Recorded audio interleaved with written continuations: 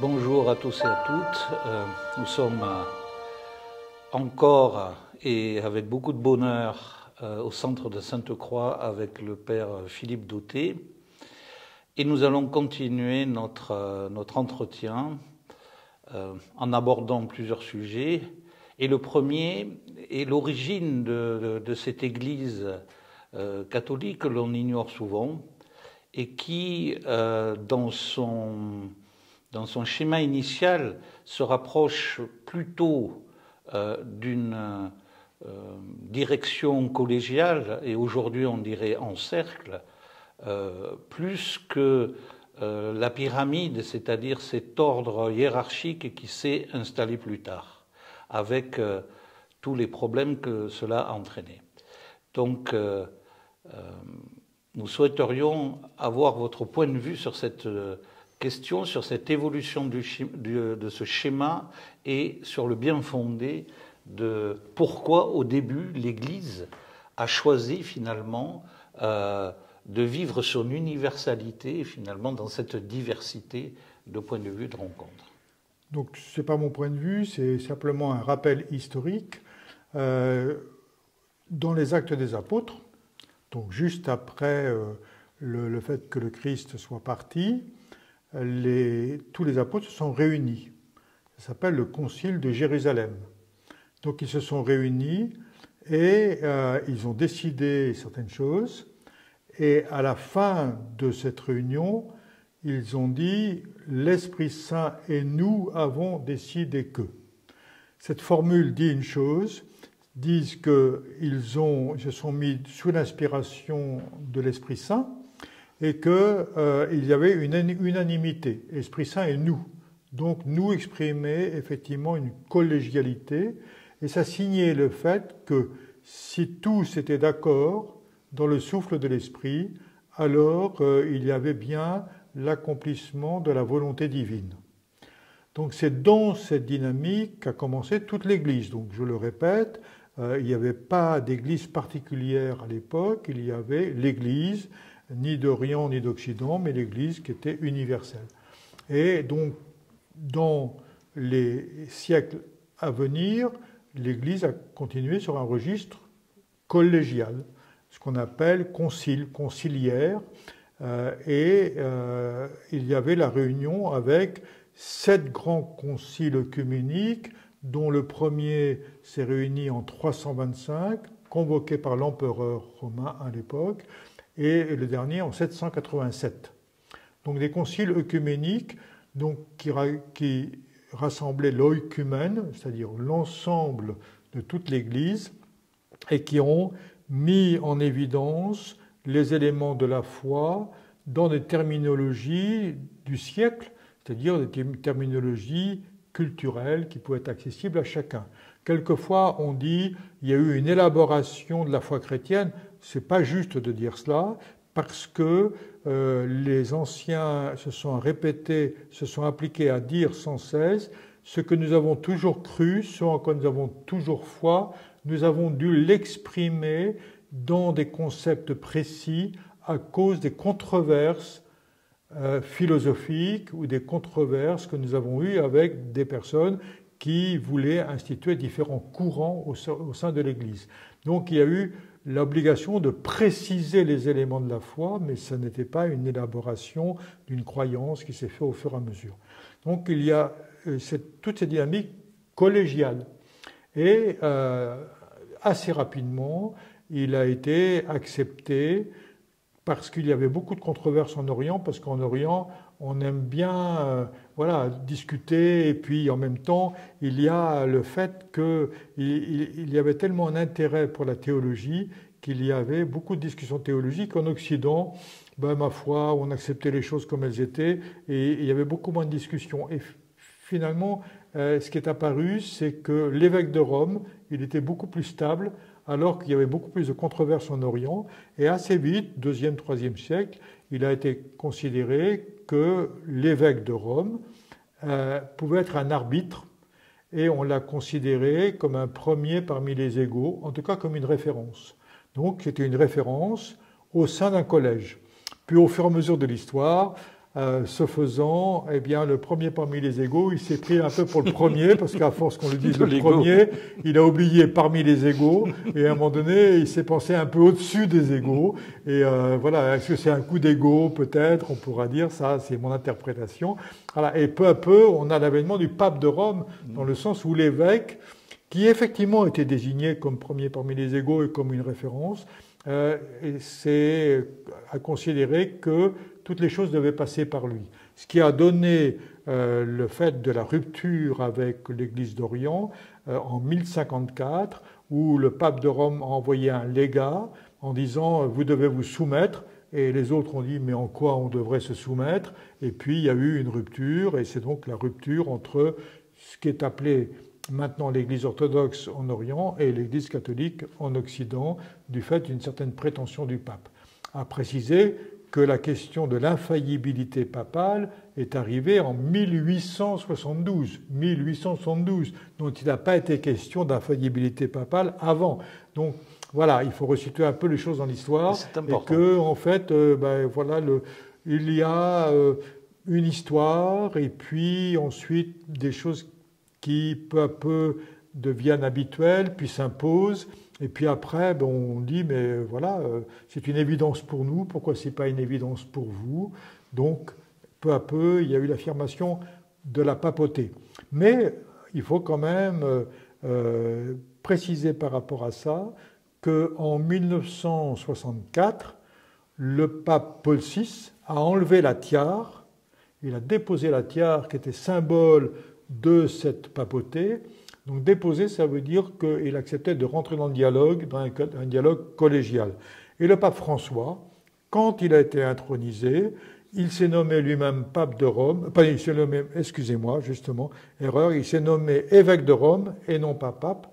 Et aujourd'hui, il accepte de discuter en tant qu'évêque de Rome, donc un parmi les égaux, et affirme clairement qu'il n'a pas la prétention d'être le chef de toute l'Église, mais comme nous le disons en termes ecclésial, d'être au service de tous.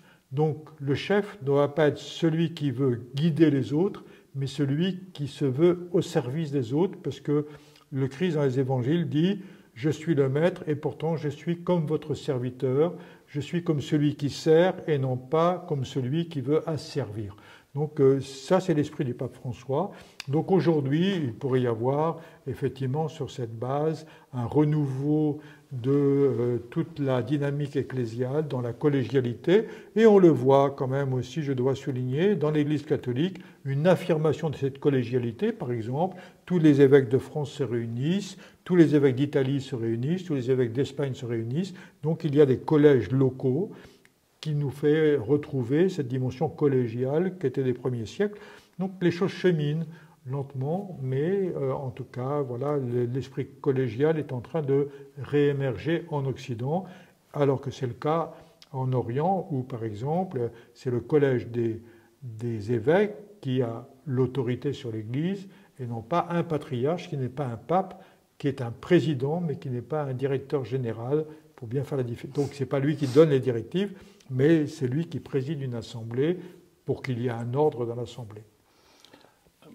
Peut-être il serait aussi intéressant de préciser et de dire que au début de l'Église, il y a eu quand même beaucoup de discussions autour de Jésus, l'arianisme, etc. Et c'était aussi intéressant de voir que c'était... je ferai un rapprochement avec l'islam, mais c'est parce que c'est très intéressant, parce que ça suit un peu le même chemin, de voir qu'il y avait des points de vue qui étaient entendables, différents, et qui à un moment donné, et vous l'avez évoqué dans de précédentes discussions par rapport à Constantin, il y a eu un besoin de lisser tout ça, et ça éteint le débat, et en même temps, ça a fixé quelque part aussi une forme de credo qui lui-même est plus devenu discutable. Mais au départ, on a bien l'arianisme, etc. Cette richesse est-elle regrettable ou pas? En fait, bon, donc, comme je l'ai dit tout à l'heure, il y avait toute une élaboration conceptuelle, mais à partir de quelque chose qui était une évidence. Donc, on ne peut pas dire, pour moi, dans l'étude historique, j'entends clairement, qu'il y a eu quelque chose qui a été une ligne qui a bougé depuis le départ. Il y a eu une précision conceptuelle, ce n'est pas exactement la même chose. Donc il y a eu des controverses, il y a eu effectivement l'arianisme, le fait de discussion, d'une articulation entre la dimension divine et la dimension humaine du Christ, et c'est vrai que c'était difficilement acceptable. Pour les uns, le Christ était un homme. Ça, c'était une évidence, mais qu'il soit Dieu, ça, c'était pas une évidence. Pour d'autres, c'était évident qu'il était Dieu, mais est-ce qu'il était vraiment humain? Ça s'appelle le docétisme. Eh bien, ce n'était pas évident. Voilà. Donc, il y a eu une difficulté à articuler des opposés qui paraissaient irréconciliables. C'est-à-dire, soit on est Dieu, soit on est être humain, mais on ne peut pas être et Dieu et être humain. Donc la controverse s'est située là-dessus et tous les conciles ont précisé que Jésus était et de nature divine et de nature humaine. Et donc nous avons ici l'avènement d'une pensée complexe, une pensée antinomique qui est une élaboration extraordinaire. C'est-à-dire que dans une pensée dualiste, on pense que c'est ou blanc ou noir, ou céleste ou terrestre, ou juste ou faux. Les pères ont dit, eh bien, du point de vue de la relation de Dieu avec l'homme, on ne peut pas penser comme cela. On ne peut que saisir les deux à la fois. C'est ne plus ou blanc ou noir, c'est et blanc et noir. Et donc, on ne peut pas penser Jésus ou Dieu ou homme, mais Jésus est Dieu et homme. Donc on a pensé la divino-humanité. Et penser la divino-humanité, c'est penser l'alliance entre Dieu et l'être humain. Penser la divino-humanité, c'est penser aussi qu'il n'y a pas d'antagonisme irréconciliable entre Dieu et l'être humain, puisque entre l'un et l'autre, il y a l'amour, et que l'amour fait le lien entre l'un et l'autre. Et donc, la grande question qui s'est élaborée entre 325 et 787, c'est comment on peut penser cette articulation d'une manière juste. Ce qui était un effort de pensée énorme parce que du point de vue du cerveau, on a des pensées qui sont plutôt binaires. Et alors que là, il s'agissait de sortir du binaire pour dire les deux. Qui a été résumé par une formule, Dieu s'est fait homme, pour que l'être humain devienne participant de la nature divine. Donc, en fait, ce qui est dit, c'est qu'il n'y a pas d'opposition entre Dieu et l'être humain, mais il y a le fait que Dieu peut rejoindre l'être humain et que l'être humain est appelé à devenir participant de la vie divine. C'est ça la grande élaboration théologique de la tradition chrétienne, et c'est ça qui a donné lieu à tous ces conciles, où en fait, et bien sûr, il y a eu des controverses, mais ces controverses, elles étaient dans le fait de chacun amener ses convictions, et ces convictions ont été prises ensemble, et finalement, c'est toute la divino-humanité qui a été élaborée. Certes, mais parfois d'une façon assez... Les débats étaient houleux à cette époque-là. Ah, viril. Viril, mais le Christ dit dans les évangiles, bienheureux les doux, il n'a pas dit bienheureux les mous. Donc c'était pas des mous, c'est pas des mous. Et ça. En même temps, eh bien, c'était bien, et c'était beau parce que c'était pleinement démocratique, parce que les différentes pensées pouvaient s'exprimer, mais en même temps, eh bien, il y a eu les argumentations qui sont venues, et les argumentations étaient très intéressantes. Ce n'étaient pas des argumentations intellectuelles, chacun amenait son propre expérience. Par exemple, il y avait un berger au premier concile œcuménique en 325 qui s'appelait Spiridon. Il était évêque et lui, il était berger. Il n'avait pas fait d'études du tout et pourtant il était évêque. Voilà. Et on discutait sur la question de la Trinité. La Trinité, donc un seul Dieu en trois personnes, ce qui donne quelques boutons à nos amis de l'islam. Voilà. Et donc on discutait là-dessus. C'est des formulations délicates. Des formulations délicates. Pour un musulman, donc Spiridon, il a écouté les différentes comme ça, et puis à un moment donné, il a dit, bon écoutez, moi je vais vous dire une chose toute simple.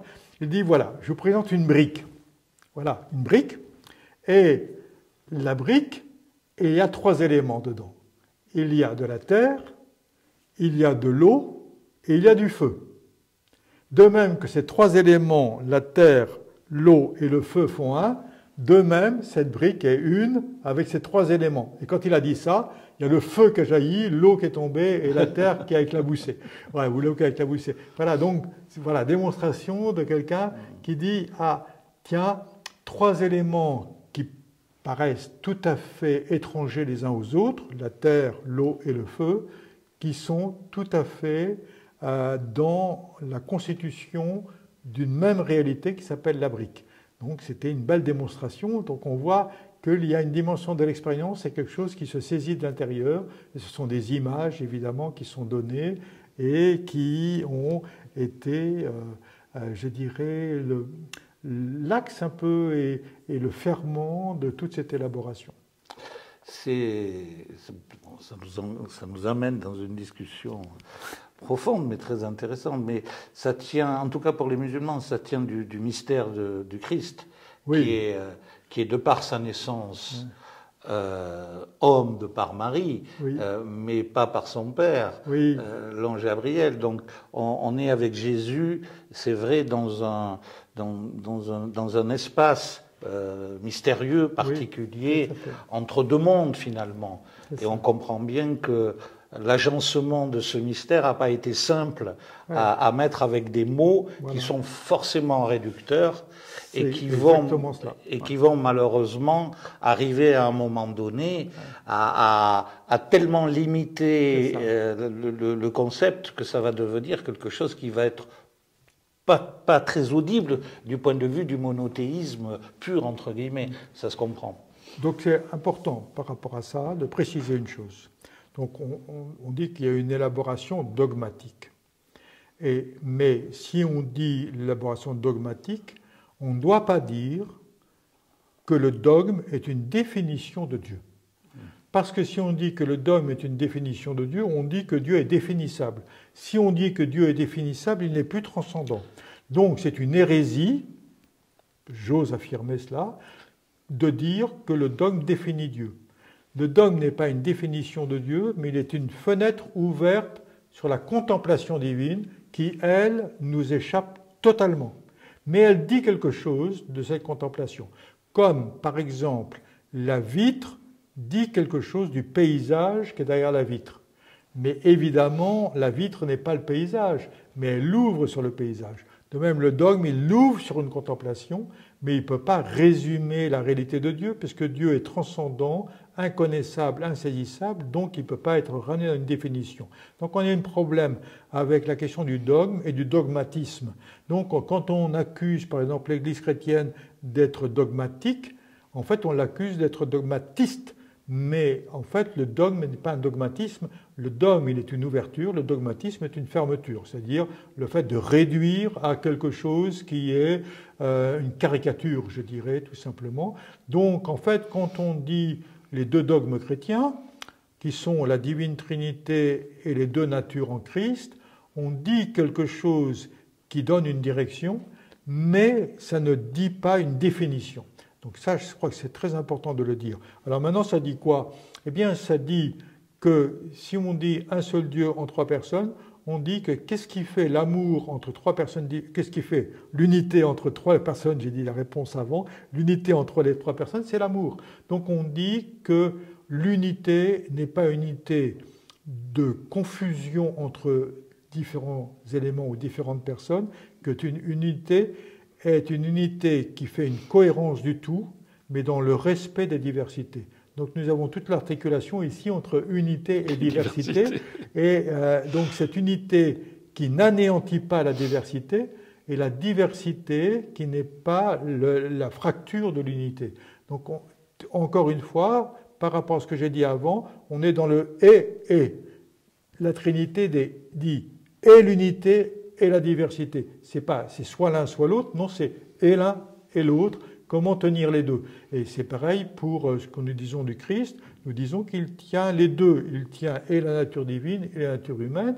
Mais ça dit quelque chose, c'est que quand on dit qu'il est celui qui vient de Dieu, mais on doit dire aussi que tous les êtres humains viennent de Dieu. Et oui, voilà. Ça, et donc, on ne dit pas qu'il est le seul à venir de Dieu, mais nous sommes tous. Et oui. Donc, ce qu'il est venu nous montrer, c'est que nous venons de Dieu.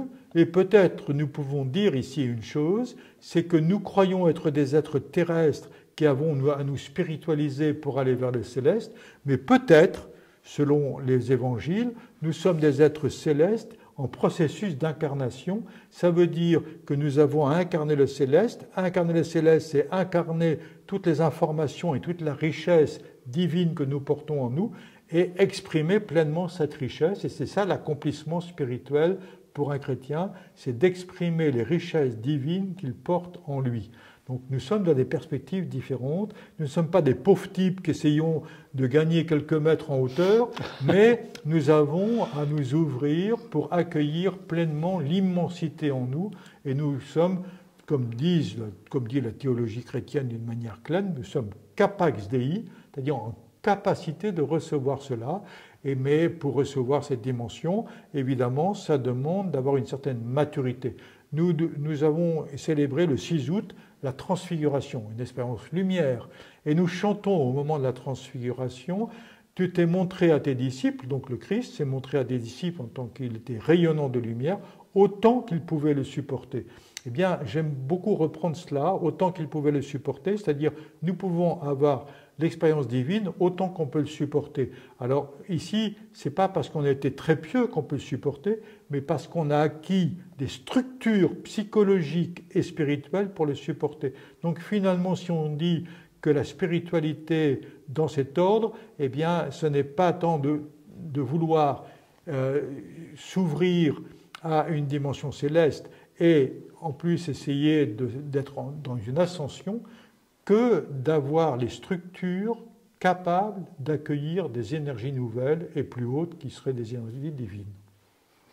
C'est une belle remise en perspective voilà. de la manière dont on conçoit aujourd'hui le religieux et qui permet de l'écarter d'un revers de main parce qu'on en voit qu'une vision dégradée à partir de ce dogme qui semble être le début, le milieu et la fin de la religion, alors que ce n'est absolument pas le cas, et que pour rejoindre ce que vous dites, le Coran va dire Dieu a donné à Adam tous les noms, c'est-à-dire qu'il est en possession de tout. Exactement, on est bien d'accord. Oui, absolument. C'est exactement le même point de vue, que la question n'est pas d'acquérir cette présence ni ces noms qui ont été déjà donnés, mais de les incarner dans le rôle du serviteur et du lien, et qui est véritablement le mot religieux, religare, ce lien entre l'homme, la terre et le ciel. Oui, et dans ce sens-là, l'islam dit aussi que l'être humain est le lieu tenant de Dieu. Oui. Lieu tenant, c'est-à-dire il est tenant-lieu. Et donc, il est le lieu de manifestation de Dieu dans l'humanité et dans le cosmos. Et ce faisant, ça veut dire qu'il porte cette dimension en lui. Et toute la vocation, c'est d'exprimer pleinement cette dimension. Et c'est ça l'accomplissement spirituel. Et je crois que, voilà, tous les grands mystiques l'ont dit de cette manière. Et je crois que c'est important de le redire pour dire que, comme le dit Madame Williamson, repris par Nelson Mandela, excusez-moi, nous sommes immenses au-delà de ce que nous pouvons croire. Et nous avons peur de cette immensité, c'est pour ça que nous nous réfugions dans la médiocrité. Mais, comme dit Nelson Mandela, qu'est-ce que nous avons à attendre de la médiocrité en nous? Mais pour atteindre à cette plénitude qui nous habite, alors ça nous met dans le fait d'assumer une pleine responsabilité que nous sommes. Et c'est devant cette responsabilité qu'on recule, parce que, vu l'immensité de ce que je porte en moi-même comme être humain, alors voilà, ça m'oblige à me comporter comme un roi, et donc je ne peux pas faire n'importe quoi, vu le sacré que je porte en moi. Ça dit aussi à tous ceux qui nous écoutent et qui peut-être considèrent que les religieux sont des gens qui se réfugient quelque part parce qu'ils ont peur. Et ce que vous dites montre exactement le contraire. Ceux qui ont peur, c'est ceux qui restent, comme disait le Choyang Trungpa, lovés dans leur névrose et qui n'osent pas affronter la totalité d'eux-mêmes. Le chemin de Dieu, ce n'est pas un chemin de peur, comme vous dites, c'est un chemin de responsabilité. Oui. Et merci de l'exprimer de cette belle manière qui nous, à la fois, redonne la dignité à l'être humain. Voilà, exactement. Oui. Très important, et nous met dans une relation d'alliance et nous place surtout dans une perspective. Parce que c'est quoi la perspective pour l'humain qui ne voit que l'horizon existentiel? Ben, c'est la mort. Alors que pour un spirituel, l'horizon, il est au-delà des apparences et au-delà de la mort. Ça ouvre des perspectives qui sont des perspectives éternelles. Oui, c'est ça. Donc nous avons de l'avenir devant nous.